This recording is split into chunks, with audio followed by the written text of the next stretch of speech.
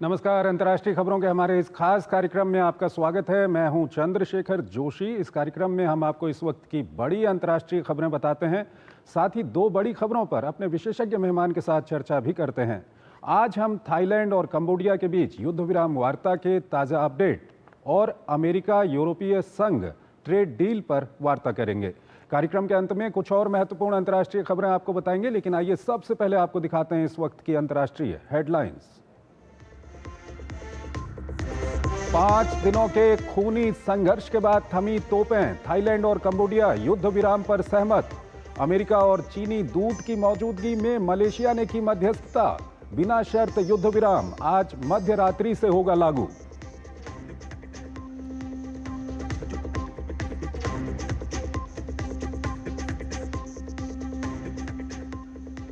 अमेरिकी राष्ट्रपति Donald Trump ने अपने रूसी समकक्ष को लेकर फिर जताई निराशा। संघर्ष खत्म कराने के लिए 50 दिन की समय सीमा को किया कम। कहा पुतिन के पास हैं अब 10 से 12 दिन। ट्रंप के विशेष दूत का समझौते पर फोकस करने पर जोर।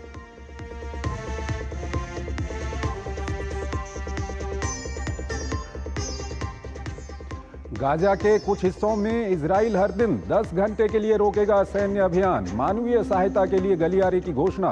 संयुक्त राष्ट्र महासचिव ने कहा भूख को नहीं बनाया जाना चाहिए जंग का हथियार।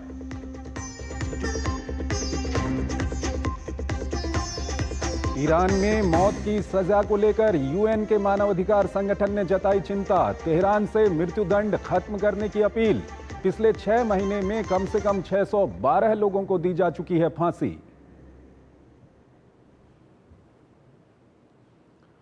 कोरियाई प्रायद्वीप में शांति प्रस्ताव को तानाशाह की बहन ने ठुकराया। प्योंगयांग के साथ बातचीत फिर से शुरू करने का दक्षिण कोरिया ने रखा था प्रस्ताव।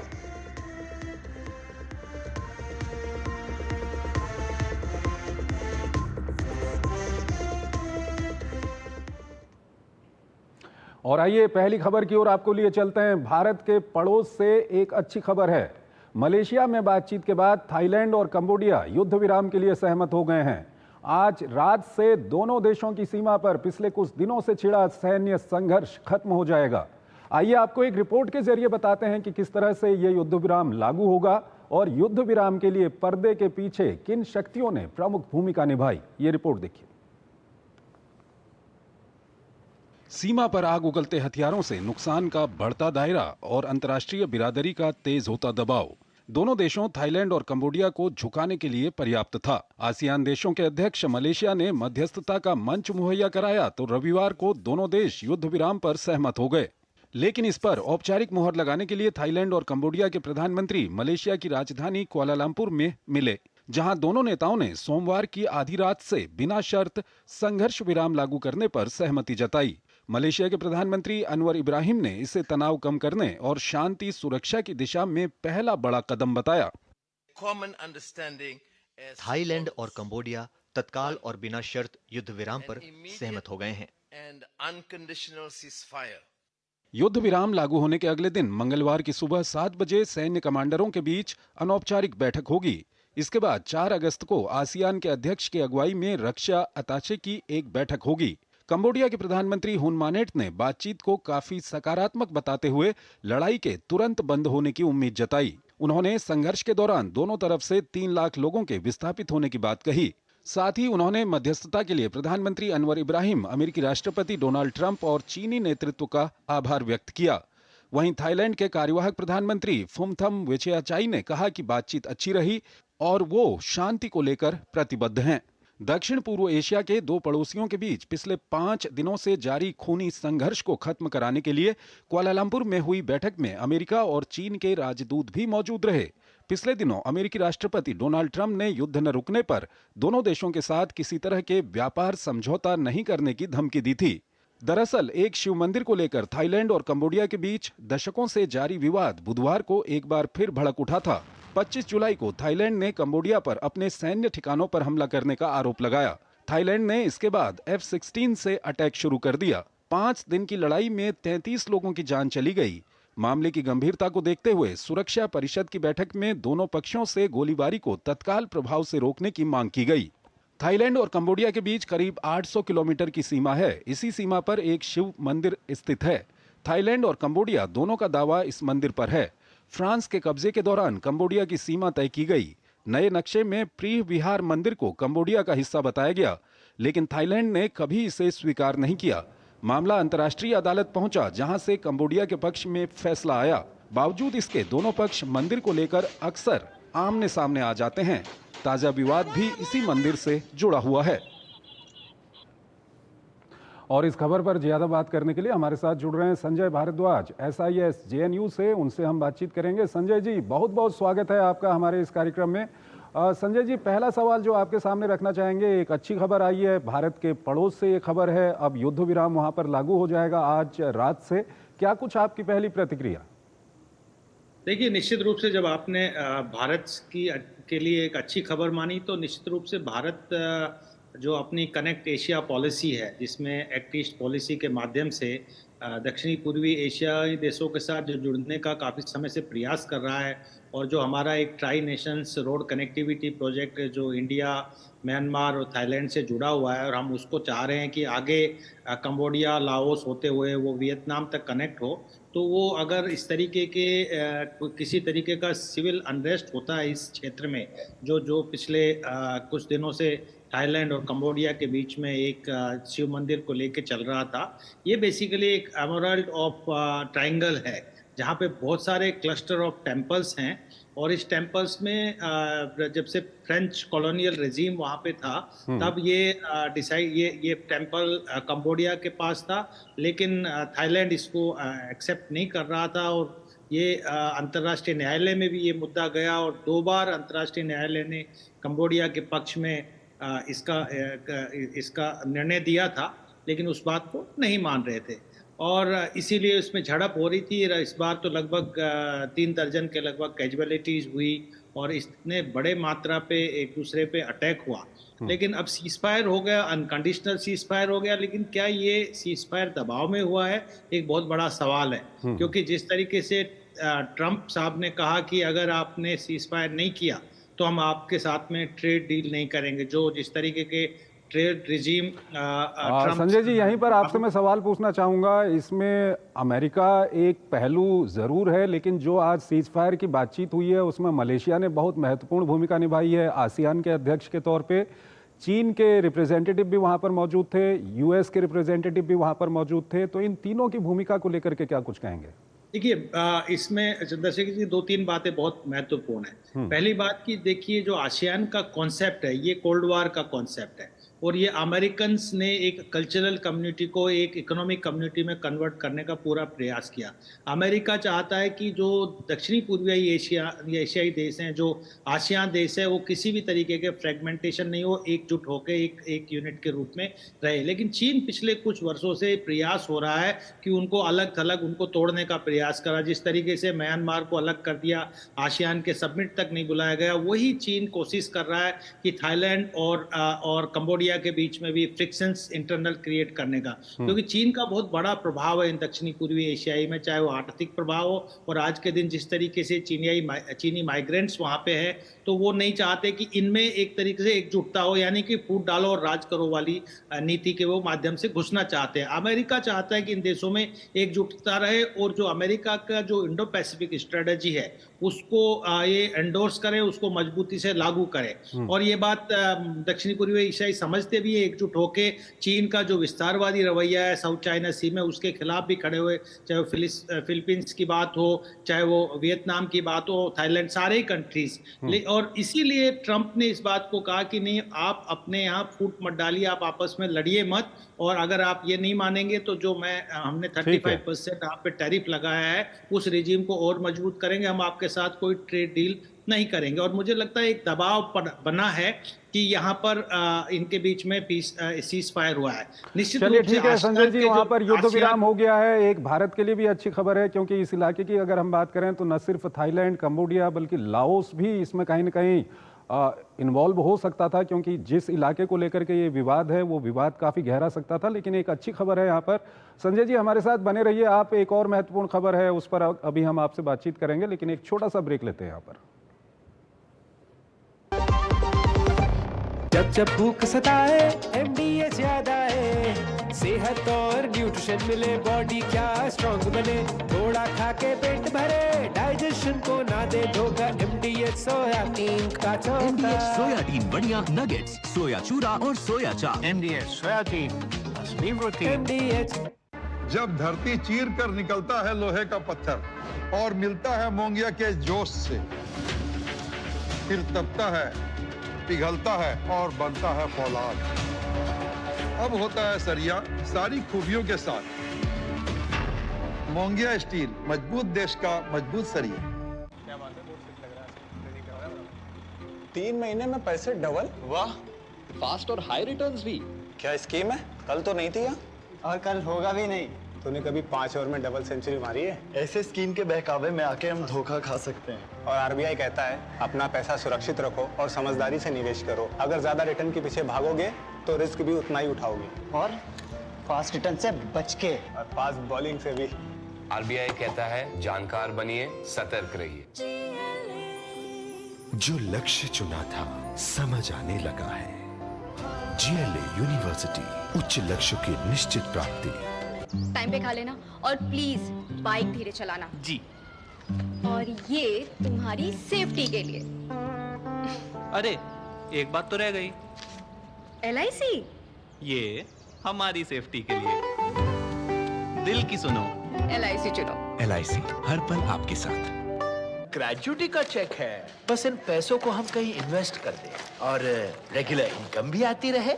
तो फिर फिक्स्ड इनकम म्यूचुअल फंड्स में डाल दीजिए। फिक्स्ड इनकम म्यूचुअल फंड्स चुने हुए interest bearing company bond, government bond और मनी मार्केट में पैसा डालते हैं और सिस्टमैटिक विड्रॉल प्लान के जरिए आपको on the dot fixed amount भी मिलती रहेगी। म्यूचुअल फंड्स में फिक्स्ड इनकम वाली बात सही है। म्यूचुअल फंड निवेश बाजार जोखिमों के अधीन है। योजना से जुड़े सभी दस्तावेजों को ध्यान से पढ़ें। फिर ये डुगडुगी गई कहाँ? पापा के साथ साथ सारे सपने भी चले गए। अब तो बस अपने गैराज में बैठा लोगों की डुगडुगी ठीक करता रहता हूँ। और अपने बच्चों को सपनों के साथ ऐसा कुछ नहीं होने देना। वो कैसे? पहले से लाइफ इंश्योरेंस का टर्म प्लान ले रखा है। बड़े भैया, सपनों को रखो सुरक्षित टर्म प्लान के साथ। सबसे पहले लाइफ इंश्योरेंस। स्वागत है आपका। ब्रेक के बाद अगली खबर की ओर आपको लिए चलते हैं। अमेरिका और यूरोपीय संघ के बीच व्यापार और टैरिफ को लेकर पिछले कुछ महीनों से चली आ रही तनातनी फिलहाल समाप्त हो गई है। US-EU ट्रेड डील के तहत EU के देश अमेरिका से 750 अरब डॉलर की खरीद करेंगे और यूरोपीय कंपनियां अमेरिका में 600 अरब डॉलर का निवेश करेंगी। हालांकि यूरोप के कुछ देशों को इस डील में भी कई कमियां नजर आ रही हैं, लेकिन इस डील के साथ अमेरिका और यूरोप के बीच व्यापार युद्ध फिलहाल टल गया है। ये रिपोर्ट। आखिरकार दुनिया के दो सबसे बड़े आर्थिक साझेदारों के बीच महीनों से चल रहा गतिरोध समाप्त हो गया। स्कॉटलैंड में राष्ट्रपति डोनाल्ड ट्रंप और यूरोपीय आयोग की अध्यक्ष उर्सुला वॉन डेर लेयन के बीच निर्णायक वार्ता के बाद दोनों पक्ष सभी यूरोपीय संघ के उत्पादों पर 15% अमेरिकी टैरिफ लगाने पर सहमत हुए। ये 30% आयात कर दर का आधा है, जिसे ट्रंप ने कुछ दिन पहले EU पर लगाने की धमकी दी थी। समझौते के मुताबिक 27 सदस्यीय यूरोपीय संघ के कुछ उत्पादों पर टैरिफ पूरी तरह खत्म कर दिया गया है। हालांकि दवाइयां और मेटल जैसे उत्पाद पर 50% टैरिफ बना रहेगा। यूरोपीय यूनियन से अमेरिका को निर्यात होने वाली अधिकतर चीजों पर 15% का ही बेस टैरिफ लगेगा। कारोबारी सौदे के तहत EU अगले 3 वर्षों में अमेरिका से करीब 64.85 लाख करोड़ रुपए की ऊर्जा खरीदेगा। इसके अलावा यूरोपीय संघ ने अमेरिका में करीब 600 अरब डॉलर के निवेश पर हामी भरी है। ये निवेश अमेरिका के फार्मा, ऑटो और डिफेंस सेक्टर में होगा। यूरोपीय संघ ने बड़े पैमाने पर सैन्य हथियारों की खरीदारी पर भी सहमति जताई है। जानकार टैरिफ समझौते को ट्रंप की बड़ी जीत बता रहे हैं। समझौते के तहत EU से अमेरिका को आयातित ज्यादातर वस्तुओं पर 15% का टैरिफ लगाया जाएगा, जो ब्रिटिश वस्तुओं पर लागू 10% दर से काफी ज्यादा है। माना जा रहा है कि नया शुल्क यूरोपीय निर्यातकों के लिए अतिरिक्त लागत की तरह होगा, जो अमेरिकी बाजार में EU की प्रतिस्पर्धा को कम कर देगा। दरअसल ये दर अमेरिका जापान के बीच हुए व्यापार सौदे में सहमत दर के ही समान है, लेकिन यूरोप की अर्थव्यवस्था की गति और अमेरिका के साथ उसके व्यापारिक संबंधों को देखते हुए ये बड़ा बोझ साबित हो सकता है। दूसरी तरफ ऊर्जा क्षेत्र में बनी सहमति को लेकर भी सवाल उठाया जा रहा है, क्योंकि ताजा समझौता EU को अमेरिकी ऊर्जा स्रोतों पर अत्यधिक निर्भर बना सकता है। जिससे यूरोपीय संघ के लिए प्रतिस्पर्धी ऊर्जा स्रोतों से खरीद के विकल्पों को सीमित कर दिया गया है। इसके अलावा अमेरिका में जिस अतिरिक्त निवेश पर ईयू ने सहमति जताई, माना जा रहा है कि ये निवेश के लिए उपलब्ध ईयू की पूंजी को कम कर सकता है। यूरोपीय आयोग की अध्यक्ष उर्सुला वॉन डर लियेन ने अपनी प्रतिक्रिया में खुद स्वीकार किया कि ऑटो सेक्टर में 15% टैरिफ का ईयू फायदा उठा सकता था, जिस पर सहमति नहीं बन पाई।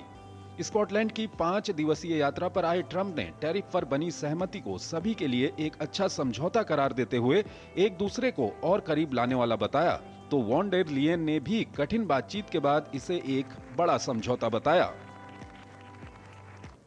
प्रोफेसर संजय भारद्वाज हमारे साथ जुड़े हुए हैं SIS JNU से। संजय जी, आज थोड़ा सा वक्त हमारे पास कम है, इसलिए एक ही सवाल आपके सामने रखेंगे कि अब ये बहुत बड़ी डील हो गई है, किसको फायदा किसको नुकसान? देखिए, इसके राजनीतिक मायने भी हैं, इसके आर्थिक मायने भी हैं और रणनीतिक मायने भी हैं। ये बात मान के चलिए कि ट्रंप कभी भी यूरोपियन यूनियन का जो यूरोपियन यूनियन बना, इसको कभी मुहर नहीं लगाते थे। वो बहुत ज़्यादा इससे प्रसन्न नहीं थे और वो इंडिविजुअल डील्स पे ज़्यादा विश्वास करते थे। मुझे नहीं लगता कि यूरोपियन देशों को बहुत ज़्यादा इससे फ़ायदा होगा, क्योंकि वो चाहते थे जीरो टैरिफ एक तरीके से, लेकिन ये 15% जो टैरिफ रखा है, ये इनको निश्चित रूप से एक तरीके से ट्रंप को इससे ज़्यादा बेनिफिट होगा। और दूसरी बात कि ट्रंप ने जो 2 डील की है कि आर्म्स भी आप हमसे खरीदिए और एनर्जी भी आप हमसे खरीदिए, तो वो जो ट्रंप का और अमेरिका का पिछले कई दिनों से जो एक गेम चल रहा है यूक्रेन रशिया वॉर को लेके या बाकी कॉन्फ्लिक्ट्स को लेके, उनका मकसद भी यही था कि यूरोप एक बहुत बड़ा मार्केट एनर्जी के लिए तैयार हो और एक बहुत बड़ा मार्केट डिफेंस इक्विपमेंट्स के लिए भी हो। और जिस तरीके से नाटो ने 6% डिफेंस बजट बढ़ाया, तो वो भी अमेरिकन शस्त्र ही खरीदेंगे। तो ये बात मान के चलिए कि ट्रंप के लिए ये निश्चित रूप से एक बहुत बड़ी जीत है। लेकिन ये बात भी है कि यूरोपियन कंट्रीज को ट्रंप का साथ चाहिए अभी रशिया से लड़ने के लिए, और रशिया से लड़ने के लिए वो ये चाहते हैं कि रणनीतिक रूप से नाटो के माध्यम से इनको यूक्रेन को सपोर्ट करे और यूक्रेन के साथ में खड़ा रहे। तो ये मुझे लगता है ये भी एक फायदा हुआ है। और राजनीतिक रूप से ये बात मान के चलिए कि ट्रंप भी यूरोपियन यूनियन को लूज नहीं करना चाहता। तो एक तरीके से ये मिली जुला जो एक बास्केट तैयार किया गया है, इसमें कुछ मामलों में जो रणनीतिक और राजनीतिक रूप से तो यूरोप को फायदा हुआ है, लेकिन आर्थिक रूप से निश्चित रूप से अमेरिका को एक बहुत बड़ा फायदा होने वाला है इसमें। संजय जी, बहुत बहुत शुक्रिया आपका, आप हमारे इस कार्यक्रम में जुड़े और काफ़ी महत्वपूर्ण आपने अपना विश्लेषण हमारे दर्शकों के साथ साझा किया। एक छोटा सा ब्रेक लेते हैं यहाँ पर, ब्रेक के उस पार आज की कुछ और महत्वपूर्ण अंतर्राष्ट्रीय खबरें आपको बताएंगे। मम्मी, भूख लगी। ये 1 मिनट में नहीं 4 मिनट में आएगा। थोड़ा वक्त लगेगा पर सेहत को पाएगा। NDH सूजी वर्मिसेली पर सबका दिल आएगा। NDH सूजी वर्मिसेली, सेहत भी स्वाद भी। स्टॉक मार्केट चैंप्स पैसा डबल करे। हाँ शर्मा जी, ग्रुप ज्वाइन कर लिया। हाँ, पर आप लोग कौन? हम इस स्टॉक मार्केट फ्रॉड ग्रुप के मेंबर्स। और ये मास्टरमाइंड। बस अब आपको फंसाएंगे। और उसके लिए फेक स्क्रीनशॉट मैं बनाऊंगा और मैं फर्जी बैंक स्टेटमेंट्स। और मैं फेक ऐप डाउनलोड करवाऊंगा जो बिल्कुल रियल लगेगी। शुरू में पैसा बनेगा और फिर लालची शर्मा और पैसा लगाएगा। उसके बाद शर्मा जी, स्कैमर बता के नहीं आता, पर आपके लालच का फायदा उठा के सब ले जाता है। साइबर क्राइम से बचना है तो रुको, सोचो, फिर एक्शन लो। Hey girls! आज तो पार्टी चाहिए। चैंपियन के साथ सेल्फी लेंगे। आइडिया, यही करते हैं पार्टी। Pizza party. ये चल अपना कार्ड और पिन दे। मेरे कार्ड की डिटेल्स मैं खुद ही डालूंगी। RBI कहता है अपना पिन, OTP, CVV या इंटरनेट बैंकिंग पासवर्ड किसी के साथ शेयर ना करें। ऑनलाइन बैंकिंग सिर्फ अपने कंप्यूटर, मोबाइल और सिक्योर नेटवर्क से करें। बाय गर्ल्स, कहाँ जा रही है? सुना नहीं, नो शेयरिंग। RBI कहता है जानकार बनिए, सतर्क रहिए। जो लक्ष्य चुना था समझ आने लगा है। GLA यूनिवर्सिटी, उच्च लक्ष्यों की निश्चित प्राप्ति। मेरी पसंद, मेरी पसंद, मेरी पसंद, मेरी पसंद, हमारी पसंद। हम सबकी पसंद। मजबूत देश का मजबूत सरिया मोंगिया स्टील। शादी का किचन महके जहां, गोल्डी किचन किंग मसाले हो वहां। गोल्डी लाए हैं फ्रेश लॉक टेक्नोलॉजी, जो रखे मसालों को हर समय फ्रेश। स्वागत है आपका। ब्रेक के बाद अंतर्राष्ट्रीय खबरों के हमारे इस कार्यक्रम को हम यहीं पर खत्म करते हैं, लेकिन जाते जाते आपको दिखाते हैं कुछ और महत्वपूर्ण अंतर्राष्ट्रीय खबरें। आप इन खबरों को देखिए और हमारी पूरी टीम को इजाजत दीजिए। नमस्कार। उत्तर कोरिया के नेता किम जोंग उन की बहन ने दक्षिण कोरिया की नई सरकार के उस प्रस्ताव को ठुकरा दिया है जिसमें उसने दोनों देशों के बीच शांति स्थापित करने के लिए बातचीत की पेशकश की थी। किम यो जोंग को उत्तर कोरिया में किम जोंग उन के बाद सबसे ताकतवर नेता माना जाता है। ईरान में मौत की सजा को लेकर अंतर्राष्ट्रीय स्तर पर काफी चिंता है। संयुक्त राष्ट्र मानवाधिकार कार्यालय के अनुसार 2025 की पहली छमाही में ही कम से कम 612 लोगों को फांसी दी गई। इसको देखते हुए संयुक्त राष्ट्र ने ईरान से मृत्युदंड का प्रयोग बंद करने का आग्रह किया है। संयुक्त राष्ट्र मानवाधिकार के प्रमुख वोल्कर टर्क ने चिंता जताते हुए कहा कि पिछले साल इसी समय अवधि की 297 सजाओं की अपेक्षा ईरान में ये संख्या लगातार बढ़ रही है।